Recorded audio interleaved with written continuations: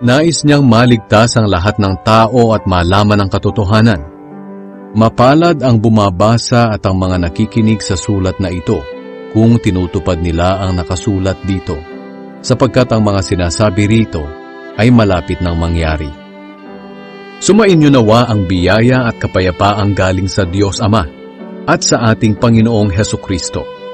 Ipinapahayag namin sa inyo ang nakita at narinig namin upang maging kaisa namin kayo sa Ama at sa Kanyang anak na si Hesukristo. Ang sulat ni Judas. Unang kabanata. Mula kay Judas na alipin ni Hesukristo at kapatid ni Santiago, mahal kong mga pinili ng Diyos Ama na maging Kanya, na minamahal niya at iniingatan ni Hesukristo. Sumainyo nawa ang higit pang awa, kapayapaan, at pag-ibig mula sa Diyos. Mga huwad at sinungaling na guro. Mga minamahal, gustong-gusto ko sanang sumulat sa inyo tungkol sa kaligtasang natanggap natin. Pero naisip ko na mas kailangan ko ngayong sumulat tungkol sa mga bagay na magpapalakas sa inyong loob upang manindigan sa mga aral ng ating pananampalataya. Ang mga aral na ito ay pinagkatiwala ng Diyos sa mga pinabanal niya at hindi dapat baguhin. Sumulat ako sa inyo dahil hindi ninyo namalayan na napasok kayo ng ilang mga tao na pinipilit baguhin ang mga aral tungkol sa biyaya ng Diyos upang makagawa ng kalaswaan. Tinalikuran nila ang ating Panginoong Hesukristo na nagmamay-ari ng ating buhay. Sila'y mga taong walang Diyos na noon pa man ay nakatakda ng parusahan ayon sa kasulatan.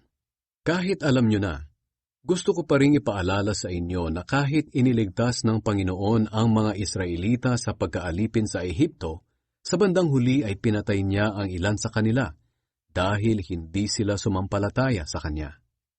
Alalahanin niyo rin ang mga anghel na hindi na natili sa dati nilang kalagayan, kundi iniwan ang kanilang lugar. Ginapos ng Diyos ang mga iyon ng mga kadenang hindi mapuputol at ikinulong sa napakadilim na lugar hanggang sa araw na hahatulan sila. At alalahanin niyo rin ang nangyari sa Sodom at Gomora at sa mga kalapit na bayan nila. Katulad ng mga anghel na iyon, gumawa sila ng lahat ng uri ng kalaswaan, pati na ng kahalayan sa hindi nila kauri. Pinarusahan sila sa walang hanggang apoy bilang babala sa lahat. Ganyan din ang mga taong nakapasok sa inyo nang hindi ninyo namalayan. May mga pangitain sila na naguudyok sa kanila na gumawa ng kahalayan sa sarili nilang katawan. At dahil din sa mga pangitaing iyon, ayaw nilang magpasakop sa kapangyarihan ng Panginoon at nilalait nila ang mga makapangyarihang nilalang. Kahit na si Mikael na pinuno ng mga anghel ay hindi nanlait ng ganoon, sapagkat na makipagtalo siya sa diablo kung sino sa kanila ang kukuha ng bangkay ni Moises, hindi siya nangahas umakusa ng may panlalait. Sa halip sinabi lang niya, "Sawayin ka ng Panginoon." Pero ang mga taong ito'y nanlalait sa mga bagay na hindi nila naiintindihan. Tulad ng mga hayop na hindi iniisip ang kanilang ginagawa, wala silang ibang sinusunod kundi ang likas na damdamin nila na siyang nagdadala sa kanila sa kapahamakan. Nakakaawa ang sasapitin ng mga taong ito dahil sinunod nila ang ginawa ni Cain. Tinularan din nila si Balaam dahil kahit alam nilang mali ang ginagawa nila, patuloy pa rin nila itong ginagawa dahil nasilaw sila sa salapi. At tulad din ni Korah, naghihimagsik sila laban sa Diyos, kaya sila ay parurusahan ding tulad niya. Ang mga taong ito'y nakakasira sa pagsasalo-salo ninyo bilang magkakapatid sa Panginoon. Ang tanging habol nila ay kumain at uminom, at hindi sila nahihiya sa ginagawa nila. Wala silang iniisip kundi ang kanilang sarili. Para silang mga ulap na tinatangay ng hangin, pero wala namang dalang ulan. Para rin silang mga punong kahoy na walang bunga sa kapanahunan nito. Binunot pati ang ugat at talagang patay na.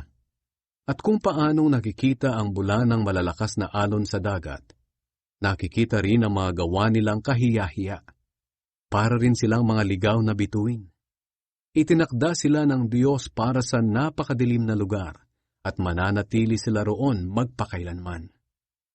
Si Enoch sa kabila ng ikapitong henerasyon mula kay Adan ay may propesiya tungkol sa kanila. Sinabi niya, "Makinig kayo, darating ang Panginoon na kasama ang libu-libo niyang mga anghel para hatulan ang lahat at parusahan ang mga hindi kumikilala sa Diyos dahil sa masasama nilang gawa at masasakit na pananalita laban sa Kanya."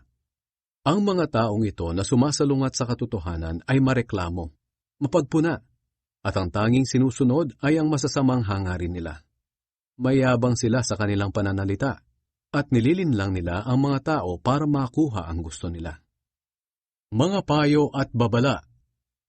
Ngunit lagi ninyong tandaan, mga minamahal, ang sinabi ng mga apostol ni Hesukristo na ating Panginoon.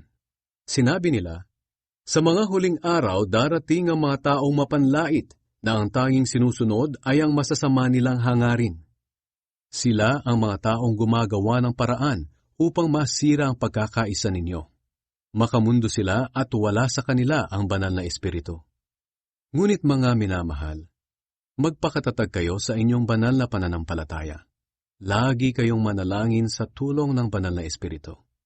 Manatili kayo sa pag-ibig ng Diyos habang hinihintay ninyo ang buhay na walang hanggan na ibibigay ng ating Panginoong Hesukristo dahil sa awa niya sa atin. Maawa kayo sa mga nag-aalinlangan. Tulungan ninyo ang iba na maligtas sa kaparusahan, na para bang nagliligtas kayo ng isang bagay na masusunog na.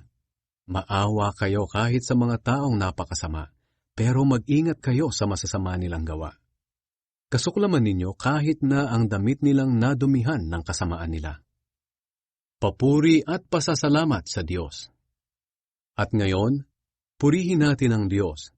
Siya na makakapag-ingat sa inyo upang hindi kayo magkasala, at makakapagdala sa inyo sa kanyang harapan ng walang kapintasan at may lubos na kagalakan.